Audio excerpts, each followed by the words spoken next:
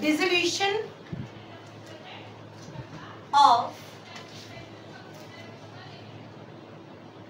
Partnership firm. एक बात बताओ, अभी तक क्या डिसॉल्व हो रहा था? अभी तक जो हम कर रहे थे, चेंज इन पीएसआर,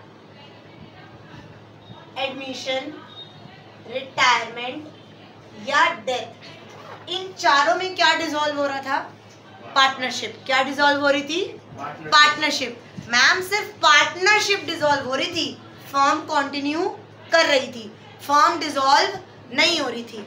मतलब मान लो ए बी और सी थे, पहले 3, 2, 1 में थे, अब 2, 3, 1 में है, चेंज इन पीएसआर हो गए। मतलब वो फर्म तो एग्जिस्ट कर ही रही है ना, सिर्फ क्या डिसॉल्व हो रहा है? पार्टनरशिप। तो मतलब क्या खत्म हो रही है? उनका एग्रीमेंट। जो उनका एग्रीमेंट था वो आपस में क्या हो रहा है? डिसॉल्व हो रहा है। ऐसे ही अगर ए बी सी था और डी आ गया तो क्या डिसॉल्व हुआ? जो ए बी और सी का पार्टनरशिप था वो डिसॉल्व हुआ ना, फर्म जिंदा है, सिर्फ एग्रीमेंट डिसॉल्व होके एक नया एग्रीमेंट बना between A B C and D. Done. ऐसे ही अगर ए बी सी थे और सी चला गया तो क्या हुआ? फिर पार्टनरशिप डिसॉल्व, पार्टनरशिप फर्म नहीं डिसॉल्व हुई, क्या डिसॉल्व हुआ? पार्टनरशिप। क्या डिसॉल्व हुई? पार्टनरशिप। तो do you understand the difference between dissolution of partnership and dissolution of partnership firm? इन दोनों के बीच में फर्क समझ आया? मैम जब पार्टनरशिप डिसॉल्व हो रही है तो पार्टनर्स का प्लस माइनस हो रहा है, फर्म जिंदा है, बैलेंस शीट बनेगी, बट पूरी ही फर्म ही उड़ गई तो बैलेंस शीट बनेगी नहीं। अच्छा एक बात बताओ, एक हाइपोथेटिकल केस, एक बिल्कुल बेसिक इलिटरेट पर्सन की तरह बात करते हैं। ए बी और सी पार्टनर्स थे, डन। उनकी फर्म का नाम था एबीसी फर्म, डन। 15 साल से चल रही थी। Now they are dissolving their firm. तो क्या कर रहे हैं? तीनों के एग्रीमेंट से डिसॉल्व हो रही है, कोई एक चाहता तब कोई भी, there is an number of reasons. अभी हम वो पढ़ेंगे। कोर्ट ने कह लिया कि पूरी फर्म ही खत्म कर दो। उन्होंने डिसाइड करा अपना विलिंगली कि हम तीनों फर्म खत्म करने जा रहे हैं, ना मुझे कमाना ना तुम्हें। एक चाहता दो नहीं चाहते तो वो तो फिर डिसोल्यूशन ऑफ फर्म नहीं होगी ना कि तू चला जा, हमें फर्म सौंप जा। ठीक है, अब सुनो, ए बी सी थे, पूरे फर्म खत्म हो रही है, तो हम कैसे निपटाते हैं? अतिशय अगर एक धंधा चल रहा है, बिजनेस चल रहा है, ए बी सी, मैं, तू और हर्षम पार्टनर्स हैं और हमें बिजनेस बंद करना है, तो हम क्या करेंगे? सब कुछ राइट ऑफ करेंगे। राइट ऑफ क्यों करना है? बुक्स तो बनानी नहीं। क्या करूँगी? कैसे बंद करेंगे? तेरे पास फैक्ट्री है, किससे? फर्म से।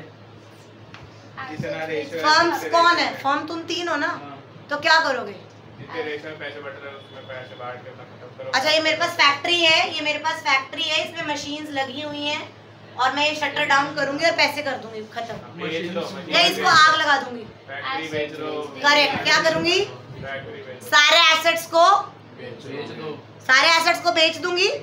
मेरे पास इस वक्त एबीसी फर्म में एक बैलेंस शीट एग्जिस्ट करती होगी, जिस वक्त भी मैं डिसाइड करूंगी एक बैलेंस शीट एग्जिस्ट करती होगी, कुछ एसेट्स होंगे, कुछ लायबिलिटी होंगी। इन एसेट्स को सारा सेल कर दूंगी एसेट्स को सेल, और इन सारी लायबिलिटी को पे ऑफ कर दूंगी और अपना धंधा बंद कर दूंगी। यही होगा असली।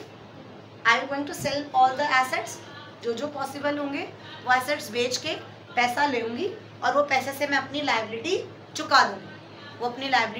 चुका दूंगी। अब क्वेश्चन आता है कि मैडम लायबिलिटी कितने टाइप की होती है? एक इंटरनल और एक एक्सटर्नल। मैम आपने हो सकता है बैंक का लोन भी लिया हो, मैम आपकी हो सकता है कोई आउटस्टैंडिंग सैलरी भी हो, मैम आप लोन फ्रॉम एज वाइफ, ए की वाइफ से लोन लिया था, लोन फ्रॉम बी से लोन लिया था, और एक हमारी कैपिटल है ए की, बी की, सी की। आप देख रहे हो मैंने बहुत सारी लायबिलिटी क्रिएट कर दी। एक लोन है जो खुद का है बी का, एक लोन है एक ही वाइफ का और एक लोन है बाहर वालों का, बैंक लोन। कैपिटल अपनी खुद की है। ये एक ही वाइफ आया, इधर क्रेडिटर क्यों नहीं आया? एक ही वाइफ, एज वाइफ लोन। हमने लोन लिया है किससे? क्रेडिटर से लोन नहीं लिया जाता। क्रेडिटर कौन होता है? जिससे हम माल उधार पे लेते हैं। क्रेडिटर भी हो सकता है, ठीक है। अब ये मेरी लायबिलिटी है, मुझे पे ऑफ करना है। चाहे तो पहले तुम सारी नैन में टक्का कर लो अच्छे से, फिर अपन पढ़ लेते हैं। पढ़ रहा हूँ। मुझे कोई, मैं पोस्ट कर देती हूँ वीडियो। कंटिन्यू करते हैं। अब आई होप कोई अब मैं कुछ नहीं करूँगा पक्का। डिस्टर्ब नहीं करेगा। क्या पढ़ा रही थी? हाँ, Resolution। पे ऑफ कर देंगे और एसेट्स को बेच देंगे और वहां से पैसा ले लेंगे। यही होगा, यही होगा। क्या इस केस में जब हम फर्म ही डिसॉल्व कर रहे हैं तो बैलेंस शीट बनेगी? नहीं। तो क्या बनेगा? इसमें रीवैल्यूएशन अकाउंट बनेगा कि हम अब एसेट्स की वैल्यू को और लायबिलिटी की वैल्यू को रीवैल्यू कर रहे हैं। हाँ। रीवैल्यू की नीड ही क्या है? और वो depreciation में- क्या करना है? मान ले मेरा एसेट है यहाँ पर फर्नीचर हाँ। 2 करोड़ का है, बिल्डिंग 40 करोड़ की है। अरे यार बिकेगी तो 30 करोड़ की बिकेगी, वरना 60 करोड़ की बिकेगी, वरना 80 करोड़ की बिकेगी, उतनी की बेच दियो। समझ आया? तो यहाँ पे रीवैल्यू तो होगा नहीं ना। क्या होगा? रिलीज। क्या होगा? जाएगा ना, रिलीज करेंगे। ठीक है यार, 2 करोड़ का फर्नीचर है, तू 50 लाख दे रहा है ना, तू ले जा। रिलीज कर दिया। क्यों कर देते? रिलीज। बेचेगा नहीं? बेचेगा ना, पूरी वाइंड अप कर रहा है ना फर्म को। रेट मिल रहा है तो 50 लाख में ले जाओ। चाहे तेरे को आधा रेट मिल रहा है तो तू 2 साल तक वेट करेगा? सोच के देख। पार्टनर ए बी सी अपना दूसरा धंधा देख चुके हैं, अपनी दूसरी टाइम तो ना करेंगे। और जब ये 2 करोड़ फर्नीचर बिकता है, वही फर्नीचर ले मैंने डेस्क 1.25 लाख के बनाए, आज कोई लाख रुपए के भी लेगा? नहीं लेगा। समझ आया? हम रिलीज करेंगे ना चीजों को, रिलीज करेंगे ना, हम इसको सेटल करेंगे ना। अब इस मान लो आउटस्टैंडिंग सैलरी सारे एम्प्लॉयज की 20 लाख आउटस्टैंडिंग सैलरी है, अभी तक दी नहीं है। मैं बंद कर रही हूँ, मान ले मैं इसलिए बंद कर रही हूँ कि मैं बहुत टाइम से लॉसेस में हूँ, तो मैं बंद कर रही हूँ। तो 20 लाख लेने वाले खड़े हैं और मैं कह रही हूँ मेरे पास 20 लाख नहीं है, मेरे पास 12 लाख है, लेने हो तो लो। तो वो मना कर देंगे, नहीं हम तो नहीं ले रहे। उनको भी पता है डिसॉल्व हो रही है, फर्म खत्म हो रही है, दे दा के तो नक्की करो। अगर ऐसे में लॉस आते तो इसको इंसॉल्वेंसी नहीं कहेंगे? हाँ, इंसॉल्वेंसी की वजह से भी फॉर्म्स बंद होती है। अगर तुम पेज निकालोगे अपने बुक का और वो first page, modes of dissolution of a firm क्यों करते हैं, तो उसमें देखना compulsory dissolution, compulsory dissolution by notice. Notice दे दिया भाई तुम डिसॉल्व करो, तुम और ज्यादा इंसॉल्वेंट होते जा रहे हो, प्लीज वाइंड अप करो। अनसाउंड, तुम्हारा एक पार्टनर दिमाग से, 2 पार्टनर थे, 2 में से एक पार्टनर तो पहले ही दिमाग से खराब था, दूसरा और हो रहा है। समझ रहे हो? There are n numbers of reason जिसकी वजह से हम बंद कर रहे हैं। उसकी डीप में हमें नहीं जाना, हमें जाना है अगर किसी भी कारणवश by any reason if the firm is dissolving, firm dissolve हो रही है मतलब फर्म बंद हो रही है। फर्म क्या हो रही है? बंद हो रही है। तो मुझे पूरी बैलेंस शीट क्या करनी पड़ेगी? नलिफाई। पूरी बैलेंस शीट क्या करनी पड़ेगी? नलिफाई। एसेट्स को बेचूंगी और लायबिलिटी को पे ऑफ करूंगी। तो इसके कारण मुझे क्या बनाना पड़ता है? Realisation account. क्या बनाना पड़ता है? Realisation account. कि चीज़ों को रिलीज कैसे करूंगी, कैसे निपटाऊंगी, कैसे रिलीज करूंगी। अब रीवैल्यू थोड़ी ना होंगी, अब क्या होंगी? रिलीज। जब पुराना फर्नीचर कह रहे थे वो एक फर्म से जो नया पुराना नए बिजनेस में जो बेचेंगे, इट डिपेंड हो सकता है। चलो इसी का आंसर करेक्ट। अब ए बी सी था, इसी का आगे कंटिन्यू करती हूँ स्टोरी। ए बी सी था, फर्नीचर 50 लाख से ऊपर कोई लेने को तैयार नहीं था। तो ए कहता तुम मुझे 50 लाख का भार दे रहे, तुम 60 लाख का मुझे दे दो। ये भी हो सकता है। तब भी फर्म ने क्या करा? वो 60 लाख में रिलीज। क्या करा? रिलीज। नहीं समझे? समझ आया? अरे मैं बेचने का कहीं मतलब मैं कह रहा हूँ मनी ट्रांजैक्शन लाओ ही ना। अगर ये ऐसा हो पूरा एसेट से वो बांट दो तीनों वो में। बैठेंगे ना इसमें। बताओ वो जो तू कह रहा है वो इसमें होगा सब कुछ, मैम 1 to all होगा। इंटेंजिबल एसेट्स का क्या होगा? करेक्ट। इसने कहा गुडविल। मान ले गुडविल है, अगर यहाँ सेल्फ जनरेटेड गुडविल है तो उसे तो खत्म करने की जरूरत ही नहीं है। सेल्फ जनरेटेड गुडविल तो ऐसे ही बैलेंस शीट में नहीं है। हेलो। तो गेनिंग टू सैक्रिफाइस। बट अगर मान ले तेरी गुडविल तूने परचेज करी थी किससे, 50 लाख की। अगर तू बेच सकती है तो तू बेच दे, अगर नहीं बिकी तो तू क्या कर लेगी। बिकती तो वो भी है, क्या गुडविल नहीं बिकती? मैंने भी तो किससे खरीदी थी, तभी तो मैं 50 लाख की दे रही हूँ। समझ आया? Goodwill intangible assets can also be sell, sold, बेच सकते हैं, वो भी बिक सकते हैं, ऐसा नहीं है वो नहीं बिक सकते। अगर क्वेश्चन में मेंशन नहीं है तो हम अपने आप इंटेंजिबल एसेट्स को बेच नहीं सकते। रिपीट, अगर क्वेश्चन में मेंशन नहीं है कि गुडविल बिका है तो हम अपने आप इंटेंजिबल एसेट्स को बेच नहीं सकते। बट अगर क्वेश्चन में बिल्डिंग के बारे में कुछ भी लिखा नहीं है तो ये मान लिया जाता है कि मैंने जितने का था उतने का एज इट इज बेच दिया। बट ये किसके ऊपर अप्लाई होता है?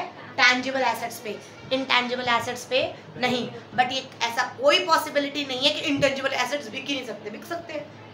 अरे यार, एक ना बहुत पुरानी बात है, बहुत पुरानी, चांदनी चौक में खाने वाले की शॉप थी, बहुत फेमस थी, और उसने डिसाइड करा कि मैं तो बंद करूंगा। 2 या 3 पार्टनर्स थे, उसने डिसाइड करा मैं बंद करूंगा। तो किसी ने ही बगल में, यार ये तो बहुत अच्छा है, तू ऐसा कर, तू मुझे दे दे, तो उसकी गुडविल भी बिक गई, उसकी गुडविल भी बिक गई। पूरी फर्म बेच दी। पूरी फर्म नहीं बेची, उसने गुडविल बेच दी, उसने न्यू एसेट्स, न्यू जो भी करा, बट उसने क्या बेच दी? उसे गुडविल। बट ये थोड़ा ना उसने अपना यूटेंसिल्स, कबाड़ बेचे तो होंगे ना किसी को, तो उसने अपना नाम बेच दिया। तो तीनों पार्टनर को तब भी गुडविल बिक गई, गुडविल बिक सकती है। तो इंटेंजिबल एसेट्स अगर ये नहीं लिखा हुआ कि इनको डिस्ट्रीब्यूट करो या कुछ भी करो, डिस्ट्रीब्यूट क्यों करो? मतलब नहीं बेचो, जैसे होता क्या है फिर आगे? जीरो वैल्यू हो जाती है। बस यार एक बात बता, ए बी सी तीनों में से कोई कैरी फॉरवर्ड कर ही नहीं रहा फर्म को। हम कौन सा केस कर रहे हैं? हम पूरी फर्म ही बंद कर रहे हैं, हम पूरी फर्म क्या कर रहे हैं? बंद कर रहे हैं। इसमें कोई सेल्फ जनरेटेड गुडविल का कोई लेना देना। क्या करेगा तू? तेल डालेगा? जब तू चला ही नहीं रहा तो सेल्फ जनरेटेड गुडविल हम एडमिशन के टाइम पे कहते देख हमारी गुडविल है, तुझे लानी पड़ेगी। जाते हुए कहता है देख मेरी इतनी गुडविल थी तो तू मुझे इतना हिस्सा दे। बट इसमें कोई रह रहा है, इसमें क्या हो रहा है? जीरो। फर्म क्या हो रही है? फर्म को पूरी बैलेंस शीट को क्या करना है? सबको सेटल डाउन करना है, सबको जीरो करना है। इतनी बात समझ आई? एक बार पेन डाउन करना, क्योंकि मुझे ये सारा इरेज करके फिर पूरा बैलेंस शीट और रीवैल्यूएशन अकाउंट समझना है। सॉरी, रीवैल्यूएशन है, रियलाइजेशन लिखो, जो मैं लिखवा रही हूँ वो लिखो। So you can write down कि क्या डिसॉल्व, कैसे हम डिफरेंशिएट करेंगे। पार्टनरशिप डिसॉल्व हो रही है तो कौन से चैप्टर थे? Chapter change in PSR, admission, retirement, death. और पार्टनरशिप फॉर्म जो हो रही है that is whole firm is getting closed. पूरी फर्म ही क्या हो रही है? खत्म। यहां पर कौन सा अकाउंट बना देते? Revaluation account. यहां कौन सा बनाएंगे? रिलीज कर देंगे हम, रियलाइजेशन अकाउंट।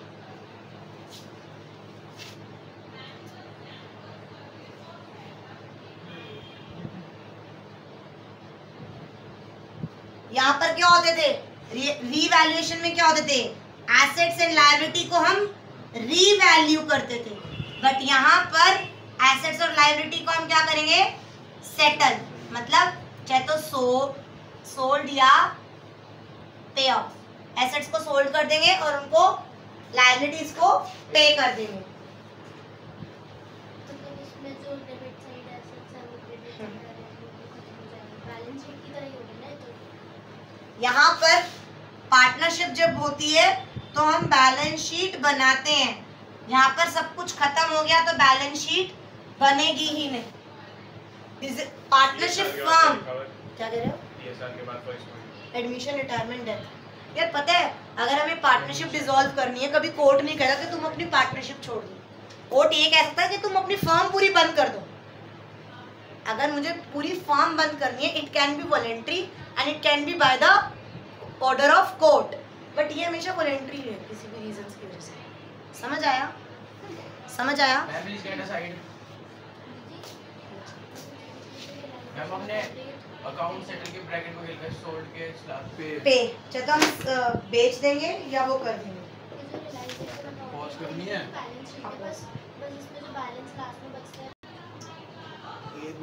अब सुनो मेरी बात। अब ये लॉक क्यों नहीं हो रहा यार? नाउ ये बैलेंस शीट, ये एसेट्स है और ये लायबिलिटी है। अब कौन सा एसेट्स कब जाएगा, कैसे जाएगा, कितनी देर में जाएगा, ये अपन को नहीं पता। तो हम इन सब को क्या करते हैं? ट्रांसफर। क्या करते हैं? ट्रांसफर। किसमें? Realisation account. Realisation account. जो एसेट्स बिक सकते हैं, जो एसेट्स बिक सकते हैं उसको हम ट्रांसफर करेंगे, राइट? मैम ये आपने इतना एम्फेसाइज होके क्यों बोला कि जो एसेट्स बिक सकते हैं उसे हम क्या करेंगे? ट्रांसफर। एसेट्स का नेचर क्या है? अगर उन्हें ट्रांसफर करना है तो क्या करना पड़ेगा? क्रेडिट। क्या करना पड़ेगा? अगर यहाँ पर बिल्डिंग है, अगर यहाँ पर मेरी बिल्डिंग है 20 लाख की, तो अगर मुझे उसे रियलाइजेशन में ट्रांसफर करना है तो मेरी एंट्री क्या होगी? Realisation account debit to building 20 lakh. दोबारा रिपीट करती हूँ, जितने भी एसेट्स मेरे बिक सकते हैं उनको मैं क्या करूंगी? ट्रांसफर। क्या करूंगी? ट्रांसफर। जितनी भी लायबिलिटीज मुझे पे ऑफ करनी है उसे मैं क्या करूंगी? ट्रांसफर। क्या करूंगी? इतनी बात समझ आ गई? पक्का? क्या हम आंख बंद करके सारे एसेट्स ट्रांसफर कर दे और सारी लायबिलिटी ट्रांसफर कर दे? The answer is no. यार तुम्हारी बैलेंस शीट में तो कैश भी लिखा हुआ है, यार तुम्हारी बैलेंस शीट में तो बैंक भी लिखा हुआ है, क्या तुम वो ट्रांसफर करोगे? उसको ट्रांसफर करके क्या करोगे? वो तो ऑलरेडी कैश में, कैश फॉर्म में है। वो तो बैंक तो ऑलरेडी कैश फॉर्म में, लिक्विड फॉर्म में है, तो उसे हम ट्रांसफर नहीं करेंगे। मैं ट्रांसफर किसे करूंगी? सारे टैंजिबल एसेट्स और सारे इनटैंजिबल एसेट्स कर दूं, सारे ट्रांसफर करूं। To building, to furniture, to machinery. अच्छा, अगर मान लो यहाँ पर डेटर है, क्या है? कितने का? हम नहीं करेंगे ट्रांसफर। 7 लाख का। कितना का है? और मैंने 7 लाख पे 10% प्रोविजन बना रखी है 70,000, तो मैंने यहाँ पर 6,30,000 लगा रखा है। द क्वेश्चन इज, क्या मैं डेटर से 7 लाख छोड़ दूंगी? जा जी ले अपनी जिंदगी में, ले नहीं रही पैसा। क्यों भाई? तेरे से लूंगी तभी तो क्रेडिटर्स को दूंगी, या तेरे से लूंगी तभी तो बैंक लोन पे करूंगी। तो माय क्वेश्चन इज, ये डेटर 7 लाख के है, 70,000 प्रोविजन बना रखे, 6,30, मैं ट्रांसफर कितना करूँ? अभी तो मुझे पता ही नहीं ना, अभी तो मैं मार्केट में उतरी ही नहीं। 7 लाख मैं कितना ट्रांसफर करूंगी? मैम आप मार्केट में तो पूरे डेटर से 7 लाख ही मांगोगे ना, उसको थोड़ा ना बताओगे। तो सुन, मैंने ना 70,000 की प्रोविजन बना रखी है, तू मुझे 6,30 भी देगा तो चलेगा। अरे उसे थोड़ी ना बताऊंगी, मैं तो 7 लाख मानूंगी ना। बट 70,000 तो मेरे, 70,000 कहाँ उतारूंगी? यहाँ, by provision for doubtful debts 70,000। समझ आया? ये फर्स्ट पॉइंट जो याद करना है, फर्स्ट पॉइंट जो याद करना है, डेटर्स पूरे 7 लाख उतरेंगे, प्रोविजन यहाँ उतरेगी। डन। अब यहाँ पर गुडविल है तो भी उतरेगी। यस मैम, गुडविल हो तो उतार दो, मान लो कोई पेटेंट्स हो तो उतार लो, टैंजिबल एसेट्स, इनटैंजिबल एसेट्स सब कुछ उतरेंगे। अब और क्या आता है एसेट्स में? एडवर्टीजमेंट सस्पेंस अकाउंट नहीं आता, पीएल अकाउंट का डेबिट बैलेंस नहीं आता। आता है। अगर मान लो यहाँ पर एडवर्टीजमेंट सस्पेंस अकाउंट है, पीएल का डेबिट बैलेंस है, क्या वो यहाँ पर ट्रांसफर होगा? The answer is no. वो किसको बेचेगी? कोई खरीदेगा? एडवर्टीजमेंट सस्पेंस अकाउंट है तुम्हारा, पीएल का डेबिट बैलेंस है, वो ट्रांसफर नको हो, नहीं होगा वो ट्रांसफर। तो क्या करेंगे काशी उसका? करेक्ट। इनका क्या करेंगे? Partners account debit to advertisement जो नॉर्मल एंट्री करते हैं हमेशा। सस्पेंस अकाउंट, समझ गए? डन 100%।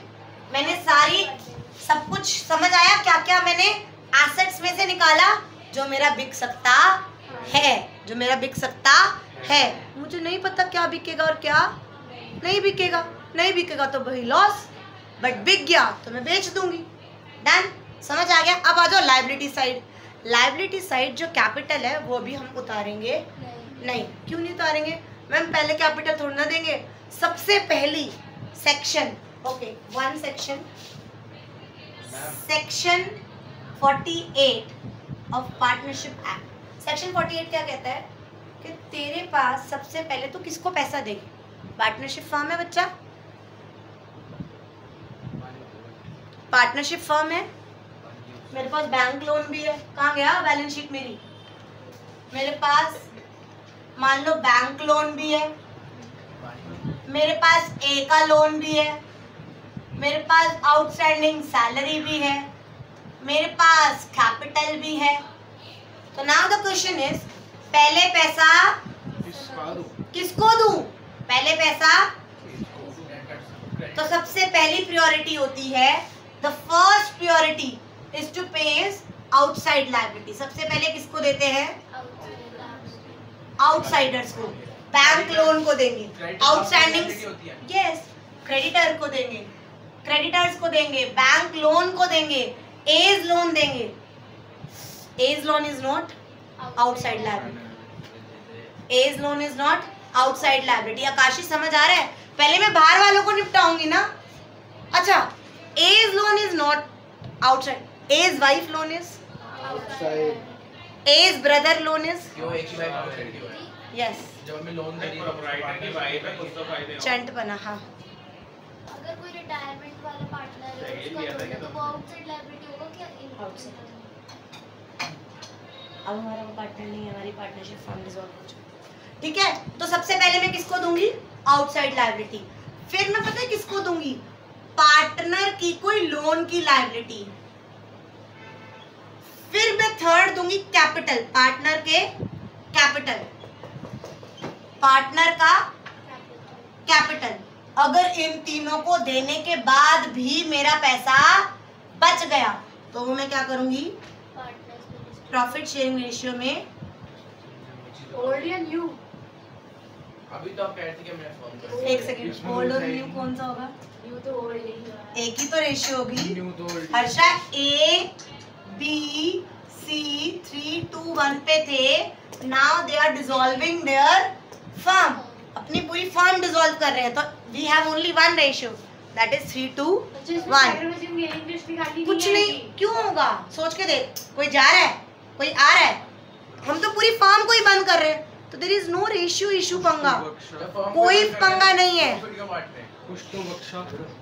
एक सेकंड, तू आम आ जा, बिल्कुल प्योर। मैं अतिश्य, तू, हम 3 पार्टनर थे। अब हम बैठे के चलो फर्म बंद करते हैं, 4-5 साल हो गए, हम तो अपना काम करेंगे। हमने एसेट्स बेच दिए 20 लाख के, बाहर हमने बाहर का पैसा हमने 5 लाख देने का दे दिया, इससे 2 लाख ले रखे थे वो दे दिए, अपनी पार्टनर कैपिटल सबने निकाल ली, वो भी बेच, फिर भी पैसा बच गया। दान करके आएगा तू अपनी प्रॉफिट शेयरिंग रेशियो में बांट देगा। नहीं समझ रहा तो भी हम बियर करेंगे। क्यों बियर करेंगे? क्यों नहीं बियर करेंगे? पूरी फर्म खत्म हो रही है तो भाई मान ले। चलो दूसरा केस करते हैं। हमारे पास 20 लाख आए और बाहर आउटस्टैंडिंग लायबिलिटी हमारी 25 लाख है, तो जितनों गए उतनों को देके उनका बैड डेट हो जाएगा, ना पार्टनर को लोन मिलेगा, ना पार्टनर की कैपिटल मिलेगी, ना पीएसआर मिलेगा, खत्म। नहीं समझ आई? तो खा तो 25-20 लाख एसेट्स को बेच के 20 लाख आया और लायबिलिटी हमारी 25 लाख है, बैड उनके कि हम नहीं दे सकते। कोर्ट ने कहा, तो बीएसटी में क्या पढ़ा था? पार्टनरशिप इज अ, याद है, अनलिमिटेड लायबिलिटी, याद है? चैप्टर 2 इन 11th क्लास हमने पढ़ा था पार्टनरशिप कौन सी लायबिलिटी होती है? Unlimited liability. अगर ऐसा कुछ होता है तो their personal assets will be attached. जो 5 लाख का झोल आ रहा है वो पर्सनल एसेट्स अतिशय के, मेरे या गर्वित के पर्सनल एसेट्स को बेच के पूरा किया जाएगा। ये अकाउंट्स में ऐसा कोई टॉपिक नहीं है। मैं तुम्हें सिर्फ एक प्रैक्टिकल चीज बता रही हूँ, ऐसा अकाउंट्स में कुछ नहीं है। अगर लॉस आ गया 5 लाख का तो शो कैसे करेंगे? कह तो रही हूँ 11th क्लास अपनी पर्सनल एसेट्स अटैच होती हैं। इसमें कुछ नहीं करना। समझ आ गया?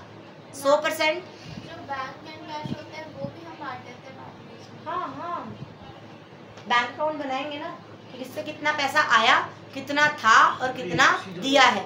ओपनिंग बैलेंस मेरे पास कितना था, कैश सारा का सारा, अगर मान ले मेरे पास कैश अकाउंट भी है और बैंक अकाउंट भी है, तो बैंक में सारा कैश डिपॉजिट होता है, तो यानी मेरे पास बैंक अकाउंट बनता है। याद है बैंक अकाउंट क्या होता है?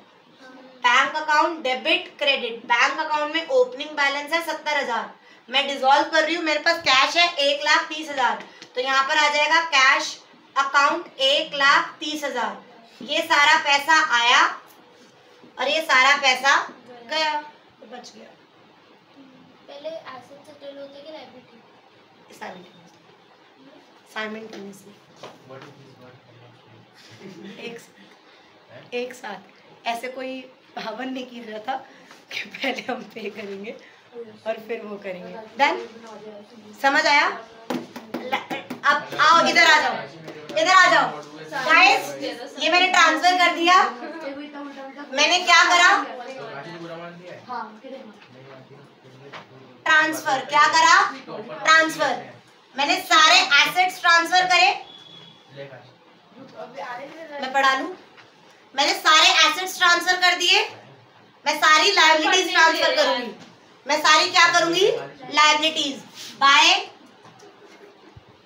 क्रेडिटर्स। क्या करूंगी? By outstanding expense, by A's wife loan. कर लिया ट्रांसफर? मैंने क्या ट्रांसफर नहीं करा नैतिक और क्यों? क्या नहीं करा? A's loan. करेक्ट। पार्टनर का लोन ट्रांसफर तो नहीं होगा, वो भी वहाँ पे तो अच्छा चलो, अरे जिसमें हम इतने ज्यादा प्रो थे, WCR, IFR और वो चीज जिसको हम टच नहीं करते थे, वो क्या होती थी? Employees provident fund. क्या था? Employees provident fund. Contingency reserve भी डाल ही दो। कोई भी इन 3 का क्या करेंगे? इन 3 का हम कुछ नहीं करेंगे। हाँ भाई, इन 3 का क्या करेंगे? कुछ नहीं करेंगे क्योंकि हमारे पास बचा और नहीं पार्ट कोई और रेशो में पार्ट दो। Depend upon the coefficient. अगर क्लेम आ गया तो नहीं बांटेंगे। वो मैं तुम्हें नेक्स्ट क्लास में पढ़ाऊंगी। आप प्लीज आज मैं पढ़ा लूं। मैं तो उसका ही रहा। WCR और IFR हैशटैग WCR और IFR hashtag I will tell you। A's loan hashtag I will tell you।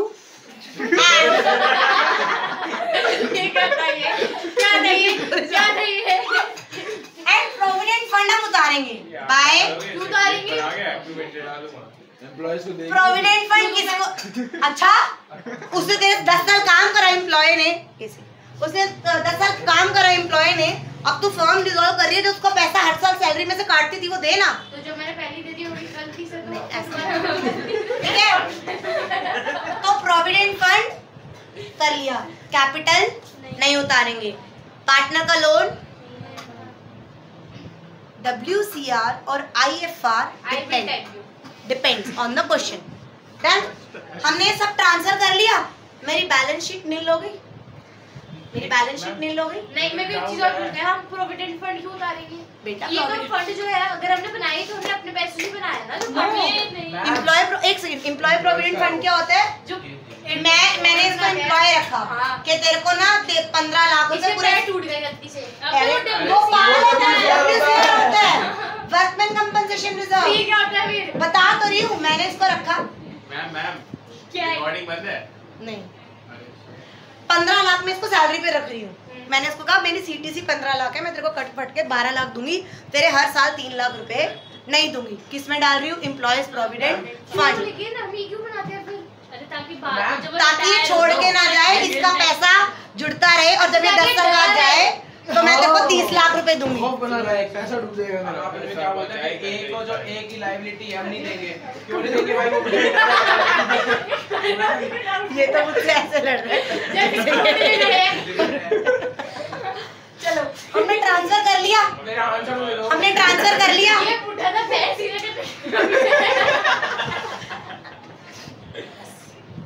अब ये चीज क्या होगी? सेटल। क्या होगी? सेटल। क्या होगी? सेटल। अब मान ले बिल्डिंग बच्चा यहाँ से उतर चुकी है, मेरे पास कुछ भी बिल्डिंग जैसा नाम का वर्ड अकाउंट बुक्स में है नहीं। मैडम अब तो revaluation account debit to building करके जीरो कर चुके हो बिल्डिंग को। अब मेरी बिल्डिंग बिक गई, अब मेरी बिल्डिंग 30 लाख की बिकी, क्या एंट्री होगी? कैश आएगा जाएगा? तो क्या एंट्री होगी? Bank account debit to bank to building कर दूं? बिल्डिंग तो है ही नहीं। करेक्ट। यहाँ पर मैं क्या करूंगी? सेटल। क्या करूंगी? सेटल। तो एंट्री क्या करूंगी? By bank 30 lakh. तो इसकी एंट्री क्या बनी है Kashi? Bank account debit 30 lakh. Bank account debit to realisation 30 lakh. Garvit let me complete. नहीं, अब सुनो, अब क्वेश्चन आता है 20 लाख की बिल्डिंग 30 में बिकी हो, 20 लाख की बिल्डिंग 10 में बिकी हो, 20 लाख की बिल्डिंग 5 में बिकी हो, मुझे कोई फर्क, कोई प्रॉफिट और लॉस बुक क्यों नहीं करना? तुम यही करते रहो, मैं बेवकूफ हूं, मैं पढ़ा रही। मेरी बिल्डिंग कितने की थी? प्रांशु मेरी बिल्डिंग कितने की थी? मेरी बिकी कितने में? मुझे कोई फर्क नहीं पड़ता 30 की बिक रही है, 10 की बिक रही है, 5 की बिक रही है, 40 की बिक रही है, मुझे कोई प्रॉफिट और लॉस नहीं करना, मुझे कोई प्रॉफिट एंड लॉस नहीं शेयर वो करना। क्यों नहीं करना मैम? सीधा सा है, यहाँ सारे सेटल कर दिए एसेट्स और यहाँ सारी लायबिलिटी क्या करूंगी? पे। अपने आप ऑटोमेटिकली मेरा all over profit and loss आ जाएगा। समझ आया? मैंने ये सारे एसेट्स बेच दिए यहाँ, मान लो मेरा मशीनरी नहीं बिका तो मैं कोई दोबारा एक्स्ट्रा थोड़ा ना लॉस बुक करूंगी, क्योंकि मैं यहाँ उतार चुकी हूँ वो अमाउंट और यहाँ नहीं मिला तो ऑटोमेटिकली मेरा लॉस फिक्स हो गया। अगर मैं यहाँ 20 लाख उतारा और यहाँ 30 लाख में बिका तो मेरा ऑटोमेटिकली 10 लाख प्रॉफिट बुक हो गया डेबिट एंड क्रेडिट की वजह से। मुझे कोई भी प्रॉफिट या लॉस को देखने की आवश्यकता नहीं है। इतने का उतरा एज इट इज अमाउंट उतरता है, कोई चेंज नहीं होता, और जब बिकता है वो यहाँ सेटल होता है। डन। अगर मेरे क्रेडिटर्स थे 8 लाख के, कितने के थे? मैंने कहा I paid 7 lakh in full settlement, तो मैंने यहाँ पर क्या लिखूंगी? टू बैंक 7 लाख मैंने पे करे ना, तो एंट्री क्या होगी? Creditor account debit to bank. Creditor को पे करा तो क्या एंट्री होगी? Creditor account debit to bank. The answer is no ma'am, creditor तो आपके पास कुछ एग्जिस्ट करता ही नहीं, तो एंट्री क्या होगी इसकी? Realisation account debit to bank. अब समझ आ रहा है इस ट्रांसफर का मतलब? ट्रांसफर हम कर चुके हैं, उसे हम नलिफाई कर चुके हैं। अब ये सारी एसेट्स यहाँ सेटल होंगी और ये सारी लायबिलिटी यहाँ सेटल होंगी। जब भी एक एसेट सेटल होती है तो मेरे पास बैंक आ रहा है। जो नॉन मेड के स्टूडेंट्स हैं वो ज्यादा ध्यान से सुनो। अगर एक एसेट सेटल हो रहा है तो मेरे पास पैसा आ रहा है ना, तो मेरा बैंक, तो मेरी एंट्री हमेशा क्या होगी? Bank account debit to realisation. चाहे मैं बिल्डिंग बेचूं, चाहे मैं फर्नीचर बेचूं, चाहे मैं मशीनरी बेचूं, चाहे मैं डेटर दे दूं। जैसे नॉर्मल जैसे रिवैल्यूएशन अकाउंट देख के एंट्री लिखते हैं, उसके अंदर जो रिवैल्यूएशन अकाउंट को डेबिट कर रहे होते हैं हम उसको कर देते हैं क्रेडिट। तो इसमें एंट्री होगी ना revaluation account debit to building. तो पहली एंट्री हुई ना revaluation account debit to building, ये तो गई ट्रांसफर की एंट्री। क्या हो गई? और जब हमने बिल्डिंग बेची तो एंट्री क्या हुई? रिवैल्यूएशन क्या हो रहा है? किससे? बाय बैंक से। तो bank account debit to realisation. ये होती है ट्रांसफर की एंट्री और ये होती है, समझ आया? ट्रांसफर की एंट्री कभी भी पूछी नहीं जाती, बट यू नेवर नो। अगर पूछ लेता तुम ये थोड़ा ना कहोगे यार तुमने अभी नहीं पूछी, इस साल मत पूछो, ऐसा थोड़ा ना कहोगे। तो अगर ट्रांसफर की एंट्री तो क्या होगी? Realisation account debit to building to furniture to machinery to debtor to goodwill to patents. और जब हम पे ऑफ करते हैं तो क्या होगा? Bank account debit to realisation. समझ आया? पक्का? इतनी बात समझ आ गई? पक्का? अब मैं इसे वाइंड अप कर देती हूँ। इसके अंदर और भी बहुत कुछ है बट मैं पढ़ा नहीं रही, इसको वाइंड अप कर रही हूँ। Just give me 5 minute. इस सेटल के लिए कोई अकाउंट बनता है? सेटलमेंट कर दी ना, बैंक अकाउंट बनेगा। नहीं मतलब ये ऐसे डालने की जरूरत होती है, ऐसे debit side credit side. Correct. पहली बात तो इस चैप्टर में से 95% चांस होते हैं कि तुम्हें रियलाइजेशन अकाउंट बनाना ही नहीं आता, तुम्हें एंट्रीज पास करनी आती है 6 नंबर की। 6 नंबर का क्वेश्चन एंट्री। बट अगर रियलाइजेशन आ गया,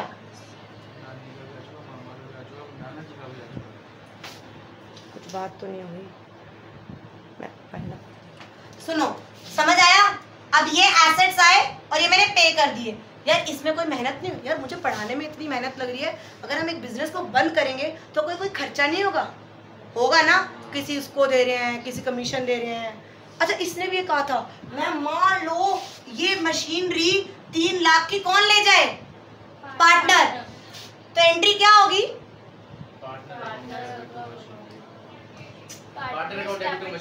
आ गई ना तुम मशीनरी पे, दोबारा आ गई ना तुम्हारी औकात, मशीनरी है तुम्हारे पास, नहीं है, कौन दे रहा है? तो क्या एंट्री होगी, partner account debit to realisation account. Correct, समझ आया। अगर ये मशीनरी यहाँ सेटल होएगी किससे, बाय बीज कैपिटल अकाउंट 3 लाख की है, मैं तो 2 लाख में ले रहा हूँ, तो एंट्री क्या बनी, B's capital account debit to partners realisation नहीं, रियलाइजेशन अकाउंट। पार्टनर्स के कैपिटल में से पैसा काट लिया और रियलाइजेशन में डाल दिया, समझ आया। इसमें पार्टनर के कैपिटल में से पैसा काटेंगे, देखना एंट्री यही तो हो रही है, मतलब अगर पार्टनर के पास इतना पैसा है ही नहीं तो B's capital account debit to realisation 2 lakh 2 lakh, समझ आया। अब मैं कह रही हूँ कि हमने ना एक एक्सपेंस करा 40,000 का, किसी को वैल्यूएशन के लिए बुलाया, तो खर्चा हुआ मेरा 40,000 का, कैश या बैंक व्हाटसोएवर गया। ये बहुत बड़ी कंपनी तब करते हैं सब। बेटा छोटी कंपनी भी होती है ना, तो भी 20-20 हज़ार 10-10 हज़ार देने पड़ते हैं कि उठवा दो। कभी कभार तो ऐसा होता है कि तुड़वाना है और ये मलबा उठाने के भी पैसे देने, तो उसे खर्चा ही कहते हैं। कुछ भी, कोई भी खर्चा लग सकता है ना तेरा, या खर्चा नहीं लगेगा, खर्चा लगता है ना, तेरा खर्चा लगा तो कहाँ आएगा, यहाँ, कहाँ आएगा, यहाँ, टू बैंक 40,000, ये क्या हो गया, ये भी रियलाइजेशन डेबिट टू बैंक हुआ, बट ये क्या हुआ, एक्सपेंसेस। इस एक्सपेंसेस एक हॉट टॉपिक है, हमने कितने हॉट टॉपिक पढ़े, एक एज लोन हॉट टॉपिक, एक ये और एक ये, समझ आया। ये सारे टॉपिक एक एक क्लास के हैं। टोटल करूंगी, मान ले आया 1 करोड़, टोटल करूंगी 1 करोड़ 70 लाख, मान ले तो 30 लाख का मेरा क्या आ गया, प्रॉफिट, तो वो प्रॉफिट कहाँ ट्रांसफर करूंगी, पार्टनर्स में, A B C, समझ आया, समझ आया।